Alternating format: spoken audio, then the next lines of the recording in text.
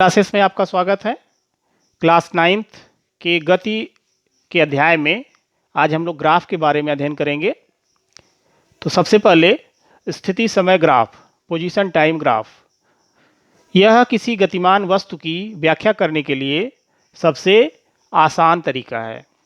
इसमें समय को x अक्ष पर और डिस्टेंस को y एक्सिस पर रख करके दोनों के बीच एक रिलेटिव ग्राफ बनाते हैं। जैसे आप देखें 0, 20, 40, 60 टाइम ये मिनट में दिया गया है और 10, 20, 30, 40 ये डिस्टेंस किलोमीटर में दिया गया है। तो कोई व्हीकल जो कि ए और बी आप देख रहे होंगे फिगर में दिखाया गया है, ए t1 टाइम पर ए पर है, उसी तरह से दूसरा देखेंगे कि जो बी है वह 60 अर्थात 60 मिनट पर वह 40 किलोमीटर पर है और 40 मिनट पर फर्स्ट वाला या उसी को कह लीजिए कि वही अगर गति कर रहा है आगे की तरफ तो 30 पर, अर्थात समय के साथ दूरी बदल रही है और यह एक सीधी रेखा में है, इसलिए इसकी गति एक समान गति है। दूसरे ग्राफ में देखें आप, टाइम और डिस्टेंस में जो ग्राफ खींचा गया है तो समय के साथ दूरी का जो परिवर्तन है वह एक समान नहीं है, अतः यह एक समान गति नहीं बल्कि असमान गति का ग्राफ है। कुछ स्थिति समय ग्राफ इस फिगर में दिखाए गए हैं। जैसे ए में आप देखें कि जो ग्राफ है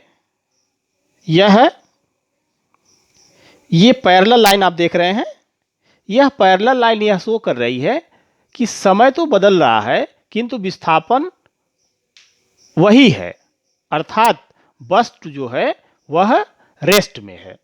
दूसरे ग्राफ में देखें कि यह कुछ दूरी के बाद चलना शुरू की है, कुछ दूरी के बाद चलना शुरू की है और स्ट्रेट लाइन है तो एक समान। तीसरे फिगर में देखें कि यह ऊपर से नीचे की तरफ आ रहा है, अर्थात यह भी एक समान गति का उदाहरण है।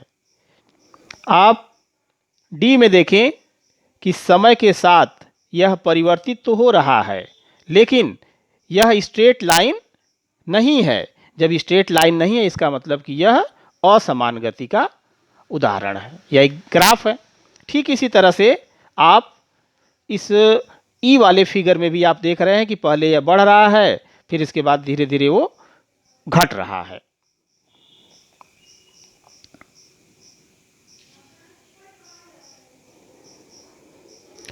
स्थिति समय ग्राफ के स्लोप से हमें कुछ ज्ञात होता है। तो क्या ज्ञात होता है? स्थिति समय ग्राफ के ढलाव से या इसका जो स्लोप होता है इससे हमें वस्तु की चाल या वेग का परिमाण ज्ञात होता है। जैसे इस फिगर में आप देखें कि टाइम और डिस्टेंस के बीच जो ग्राफ खींचा गया है तो जो ग्राफ में ओ ए लाइन है, यह लाइन को सी पर d1 दूरी और ए पर देख रहे होंगे कि d2 ये दिखाया गया है। अब इसका ढलान का मतलब होता है tan थीटा। तो tan थीटा बराबर होता है लंब बटा आधार। तो किसी समकोण त्रिभुज में कोण जो देख रहे होंगे उसके सामने लंब है और जिससे बना हुआ है वो आधार है। तो AB अपान BC, AB की वैल्यू कितनी हो गई? D2 पर है और B कितने पर है? D1 पर है। तो D2 माइनस D1 अपान टाइम डिफरेंस हो गया T2 माइनस T1। अब देखें टोटल क्या मिला? डिस्टेंस अपान टाइम, और डिस्टेंस अपान टाइम क्या होता है? चाल, अर्थात डिस्टेंस टाइम ग्राफ के स्लोप से हमें क्या ज्ञात होता है? चाल ज्ञात होती है। इस ग्राफ में आप देखें ए और बी समय के साथ विस्थापन इसमें ए और बी का दिखाया गया है। अब आप इसमें देखें कि 5 सेकेंड पर अगर हम इसको खींच देते हैं बाय द वे, तो ए और बी दोनों का टाइम क्या है, 5 सेकेंड है। लेकिन अगर आप बी का समय देखें तो बी का समय 2 और 3 के बीच में लगभग आएगा, और ए का विस्थापन जो है वो नियर अबाउट 5 पर होगा। तो समय तो उतना ही है, लेकिन दोनों के विस्थापन अलग अलग हैं। तो जब विस्थापन अलग हैं तो दोनों की चाल या दोनों के वेग भी अलग होंगे। अब आप स्लोप से इसको कंपेयर करें तो ये देखें, ये जो पहला एंगल है अगर हम इसको मान लेते हैं कि यह θ1 है, और जो दूसरा एंगल है इसको मान लेते हैं कि यह θ2 है। तो इसमें आप देख रहे होंगे कि θ2 θ1 से क्या है, बड़ा है। अर्थात ए की चाल अधिक होगी या बी की चाल, तो आप इससे देखें कि जिसका कोण अधिक होगा उसकी चाल अधिक होगी, तो ए की चाल अधिक होगी।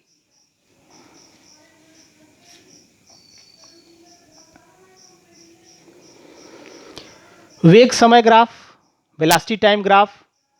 तो वेलोसिटी टाइम ग्राफ में आप वेग को y अक्ष पर और समय को x अक्ष पर प्रदर्शित करते हैं। अब इस देखें, इसमें दिखाया गया है कि जो लाइन है वह समय एक्सिस के या टाइम अक्ष के समानांतर है।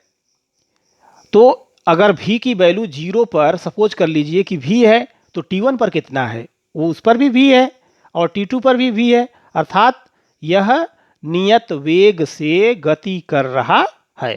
तो ये ग्राफ जो शो कर रहा है यह एक समान चाल के लिए। वेग समय ग्राफ में अलग अलग स्थितियां होती हैं, क्या होंगी। अब आप ए में देखें तो इसमें दिखाया गया है कि यह फर्स्ट जो ए ग्राफ है, इस ग्राफ में देखें कि यह 0 से शुरू हुआ है, ए पर ए डैश और फिर बी बी डैश आप ग्राफ में देख रहे होंगे। तो इसका वेग v1 और ऊपर की तरफ धीरे धीरे बढ़ता हुआ v2 है। तो अगर हम इसमें एक स्लोप निकालें कहीं पर, जैसे हम लाइन ए बी का स्लोप निकालते हैं, तो स्लोप क्या हो जाएगा, B C upon C A होगा। तो delta V upon delta T, और delta V upon delta T क्या होता है, यह त्वरण होता है। तो इसका मतलब है कि इसके स्लोप से हमको त्वरण मिलेगा, जो कि आगे निकालेंगे, आपको बताते हैं अभी। दूसरे ग्राफ में देखें कि यह कुछ वेग ऑलरेडी इसके पास है। जैसे सपोज कर लीजिए कि कोई गाड़ी जो है वह 20 किलोमीटर प्रति घंटे की चाल से चल रही है, और फिर हमने मेजर करना शुरू किया तो उसकी प्रारंभिक चाल u हो गई। अब यहाँ से वह एक समान गति से आगे की तरफ गति कर रहा है, इसलिए जो ग्राफ मिलेगा वह क्या मिलेगा, एक स्ट्रेट लाइन मिलेगी। और यह स्ट्रेट लाइन मतलब सीधी रेखा जो मिलेगी, तो यह शो कर रहा है कि यह यूनिफॉर्मली एक्सीलरेटेड मोशन मतलब त्वरित गति है, एक समान त्वरित गति है। सी ग्राफ में देखें कि वेग समय दोनों के बीच जो ग्राफ है, तो शुरू में यह बढ़ रहा है, फिर बराबर हुआ है और फिर घट रहा है। तो यह एक समान को न प्रदर्शित करके असमान वेग को प्रदर्शित कर रहा है। वेग समय ग्राफ में रेखा जो OB है, अगर इसका हम ढलान निकालें, स्लोप निकालें, तो क्या होगा, इसका भी ढलाव आप देखें BC, इसका जो स्लोप है यह है BC अपान CA। तो BC कितना है, BC V2 माइनस ये V1 है, और ये T2 माइनस T1 है, जिसको कि यहाँ पर पुट किया गया। तो ये वस्तु का त्वरण बताता है। अर्थात समय और वेग के ग्राफ से, उसके स्लोप से, ढलान से हमें क्या प्राप्त होता है, वह वस्तु किस त्वरण से त्वरित है यह ज्ञात होता है। समय वेग ग्राफ के कुछ अभिलक्षण हैं, क्या है कि समय वेग ग्राफ की धनात्मक प्रवणता, जिसको कि पॉजिटिव स्लोप जो बढ़ता हुआ है या ग्रेडियंट, वस्तु में त्वरण तथा ऋणात्मक प्रवणता वस्तु में मंदन का संकेत करती है। अर्थात अगर जो वैल्यू हमने फाइंड किया है समय वेग ग्राफ से स्लोप निकाला है, अगर वह धनात्मक मिलता है तो त्वरण है, और अगर ऋणात्मक मिलता है तो मंदन है, अर्थात उसका वेग घट रहा है। दूसरा, समय वेग ग्राफ की प्रवणता जितनी अधिक होगी त्वरण अथवा मंदन उतना ही अधिक होगा। तीसरा देखें, समय वेग ग्राफ एवं समय अक्ष के बीच के क्षेत्र का क्षेत्रफल गतिमान वस्तु का विस्थापन व्यक्त करता है, अर्थात चली गई दूरी। अब क्योंकि वेग धनात्मक या ऋणात्मक दोनों हो सकते हैं, अतः यह क्षेत्रफल धनात्मक अथवा ऋणात्मक में से कुछ भी हो सकता है, परंतु समय चाल ग्राफ की दशा में ऐसा संभव नहीं। इस ग्राफ में समय चाल ग्राफ एवं समय अक्ष के बीच का क्षेत्रफल चली गई दूरी और वस्तु की चाल शून्य अथवा धनात्मक ही हो सकती है, ऋणात्मक नहीं। क्यों नहीं हो सकती? इसलिए कि चाल अदिश राशि है, बल और वेग सदिश राशि है, इसलिए। अतः इस दशा में क्षेत्रफल का धनात्मक मान ही संभव है। साथ ही साथ समय चाल ग्राफ समय अक्ष के ऊपर ही होता है, नीचे नहीं, क्योंकि नीचे लेंगे तो फिर कैसा मिलेगा? ऋणात्मक मिलेगा। गति के समीकरण क्या हैं? किसी गतिमान वस्तु के प्रारंभिक वेग u, अंतिम वेग v, समय t, त्वरण a एवं उस वस्तु या पिंड द्वारा चली गई दूरी s के बीच जो संबंध बताने वाले समीकरण होते हैं, उन समीकरणों को गति के समीकरण कहते हैं। गति के निम्नलिखित 3 समीकरण हैं। v equals to u plus at, s equals to ut plus half at square and v square is equals to u square plus 2as, जहां स्मॉल u प्रारंभिक वेग, v अंतिम वेग, a त्वरण, t समय और s चली गई दूरी है। अब इन तीनों इक्वेशन का ग्राफिकल विधि से इसको प्रूफ करना है। तो आइए वेग समय के लिए समीकरण निकालते हैं। अब इस ग्राफ में आप देखें कि ये इधर दिखाया गया है टाइम और इधर दिखाया गया है वेलोसिटी। कण जो है ए से चलना शुरू करता है जब यह u वेलोसिटी इसके पास ऑलरेडी है, और जब यह ऊपर की तरफ पहुंचा है तो वहां पर इसकी वेलोसिटी v है। अब आपने पीछे पढ़ा अभी कि इस ढलान जो रेखा ए बी है, इस ए बी का जो ढलान होगा वह कितना होगा? BD अपान DA होगा। अब BD और DA, तो DA बराबर कितना है? इस फिगर में देखें, जितना जो है ये DA है उतना ही OC है, और OC किसके बराबर है? T के बराबर है। तो इसका मतलब हो गया कि DA बराबर T, अर्थात BD equals to A into T। ये बन गया आपका इक्वेशन नंबर 1। लेकिन BD है कितना? BD को आप लिख सकते हैं BC माइनस DC। BC जो है अंतिम वेग V है और प्रारंभिक वेग DC U है। तो इस तरह से V minus U equals to समीकरण नंबर 1 से मिल जाएगा AT। अब U को आप दाहिने तरफ भेज देंगे तो हमारा इक्वेशन बन जाएगा V equals to U plus AT।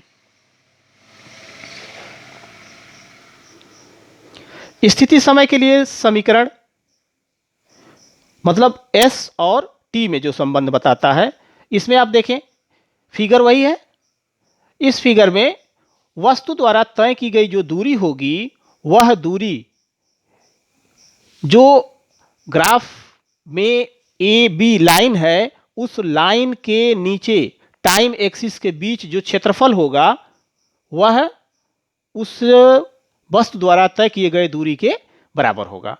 तो अब आप देखें S इक्वल्स टू, इस फिगर में जो एरिया है, यह एरिया कितनी है? ये देखिए, ये एरिया है टोटल।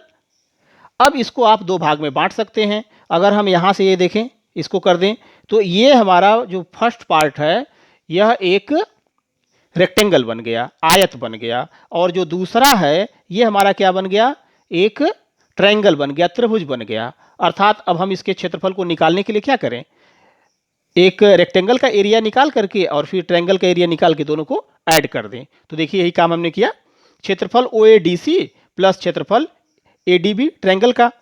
अब OADC का क्षेत्रफल कितना है, लंबाई गुणे चौड़ाई, तो OA गुणे OC, OAU है, OCT है। इसी तरह से हाफ बेस इंटू हाइट, तो बेस जो है AD है और हाइट BD है। AD कितना है, AD बराबर टाइम है और BD बराबर AT, जो कि आप पहले इक्वेशन में पढ़े थे। अब इसे आप पुट कर देंगे तो S equals to UT plus half T into AT, that is UT plus half AT square. ये आपको मिल गया दूसरा समीकरण।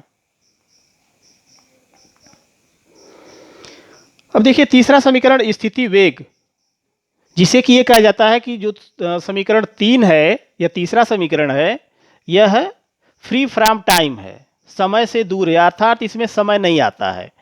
तो जब समय नहीं आता है तो यह प्रारंभिक वेग, अंतिम वेग, त्वरण और वस्तु द्वारा तय की गई दूरी के बीच के संबंध को प्रदर्शित करता है।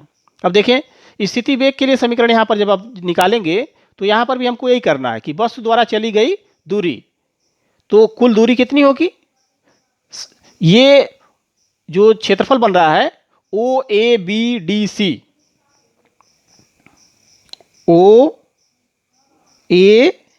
OABDC, वहां पर हमने क्या किया था कि इसको एक ट्रायंगल और एक रेक्टेंगल में बांट करके निकाला था। यहां पर हम इसको ऐसा ना करके इसको समलंब, समलंब तो आप जानते ही होंगे, किसी चतुर्भुज में जब दो भुजाएं एक दूसरे के समानांतर होती हैं तो उसे क्या कहते हैं, समलंब कहते हैं। तो अब आप इसमें समलंब का क्षेत्रफल क्या होता है, समलंब का क्षेत्रफल होता है 1/2 और ब्रैकेट में समानांतर भुजाओं का योग गुणे दोनों के बीच की दूरी। तो इस तरह से बन गया S equal to 1/2 AO plus BC और इंटू AD। AO क्या है, U है, BC कितना है, V है, AD T है। तो इस तरह से समीकरण बना S equals to 1/2 V plus U into T। और जो हमने पहला समीकरण पढ़ा था कि V equals to U plus AT, तो अगर इस इक्वेशन से हम T निकालें तो T equal to V minus U upon A, और इस इक्वेशन को ये जो ऊपर वाला इक्वेशन आया था उसमें पुट करें तो S equal to 1/2 V plus U और V minus U upon A। अब देखें V plus U into V minus U, A plus B और A माइनस B, एक ये इंटू आया, इसको आपने क्लास 8 में पढ़ा था, ये होता है A square minus B square, अर्थात V square minus U square, और नीचे आ गया 2A। तो 2A को हम भेज देंगे S के साथ, तो V square minus U square equal to 2AS, और U स्क्वायर को किधर भेजें, दाहिने भेज दें, तो V square equal to U square plus 2AS, और इस तरह से यह आपका तीसरा इक्वेशन मिल जाता है। एक समान वृत्तीय गति,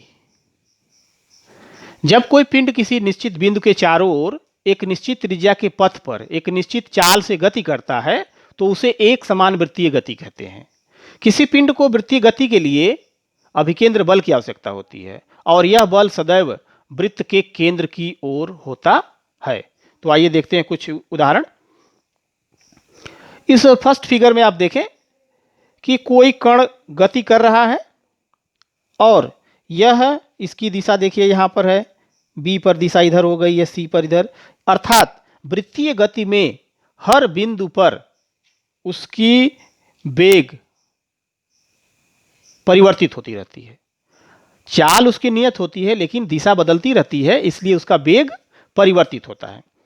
अब देखिए जैसे सपोज कर लीजिए कि आप जो है एक रस्सी में एक स्टोन को बांध करके और इस तरह से आप इसको घुमा रहे हैं, तो जब आप घुमा रहे होते हैं तो आप देखे होंगे कि जब इसको तेजी से छोड़ते हैं तो किसी एक सीधी रेखा में भागता है, अर्थात यह इसके स्पर्श रेखा, और जब आप इसको जो है घुमा रहे होते हैं तो आपके हाथ पर एक जोर लगता है, बल लगता है। यह बल जो है हमेशा केंद्र की ओर होता है। तो यहां पर जो पकड़े हैं यह केंद्र हो गया और यह त्रिज्या हो गई।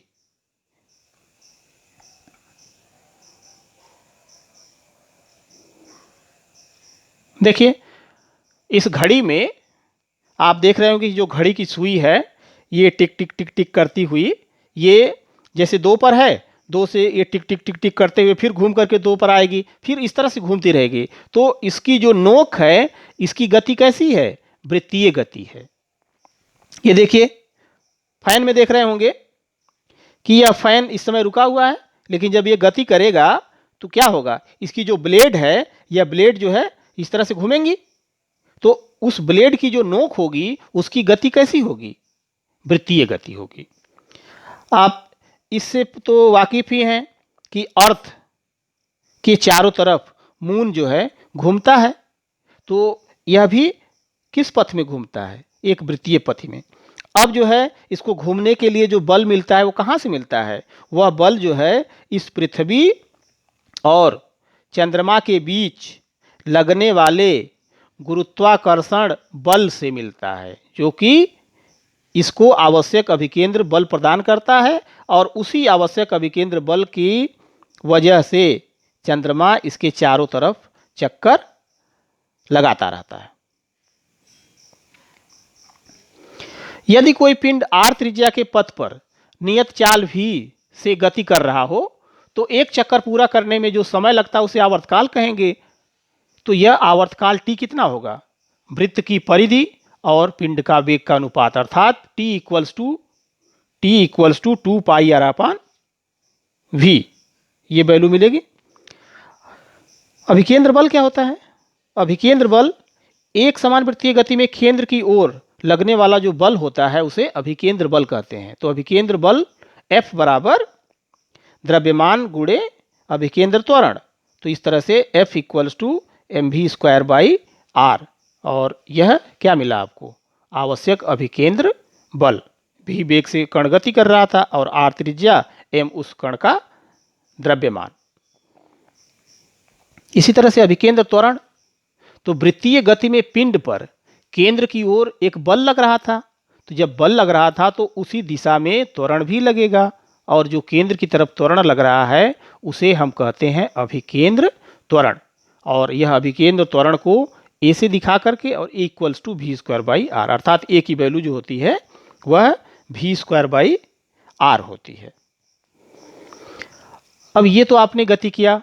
अब जो है पृथ्वी से ऊपर या पृथ्वी की ओर पिंड की गति, जो हमने गति के इक्वेशन पढ़े हैं, तो इसे हम गुरुत्वाधीन गति, मोशन अंडर ग्रेविटी कहते हैं। अर्थात जब हम किसी पत्थर को या किसी स्टोन को ऊपर की तरफ फेंकते हैं या ऊपर से नीचे की तरफ गिराते हैं, तो इस स्थिति में देखिए क्या होता है कि यह एक ऐसी गति है जिसमें वस्तु पृथ्वी के गुरुत्व के अधीन रहकर गति करती है। इस गति में उत्पन्न त्वरण गुरुत्वीय त्वरण g के बराबर होता है, और इस गति के दो विभाग हैं। मतलब क्या हुआ कि इसके दो हिस्से हैं। कौन कौन से? एक तो नीचे से ऊपर की दिशा में और दूसरा ऊपर से नीचे की दिशा में। अब नीचे से ऊपर की दिशा में, तो इस गति के लिए गति के समीकरणों में निम्नलिखित परिवर्तन किए जाते हैं। क्या होते हैं? s जो दूरी है वह हाइट में बदल जाती है, तो s के जगह पर h लिखते हैं। जो त्वरण है a वह गुरुत्वीय त्वरण हो जाता है, और गुरुत्वीय त्वरण पृथ्वी की तरफ धनात्मक होता है, तो पृथ्वी से दूर जाएंगे तो ऋणात्मक, तो a इक्वल टू -g। अब जो गति का समीकरण है वह आपका इक्वेशन इस तरह से बन गया। First v is equals to u minus g t, second h equals to u t minus half g t square, third v² equals to u² minus 2gh। ठीक इसी तरह जब ऊपर से नीचे की दिशा में अगर हम किसी पत्थर को फेंकते हैं या कोई गति कर रहा है, तो इस गति के लिए जो गति के समीकरण होंगे उनमें क्या परिवर्तन होगा? s के जगह पर h होगा और a की जगह पर g प्लस g। तो इस तरह से जो इक्वेशन है वह हो जाएगा, first v equals to u plus g t, second h equals to ut plus half gt square, and third v square equals to u square plus 2gh.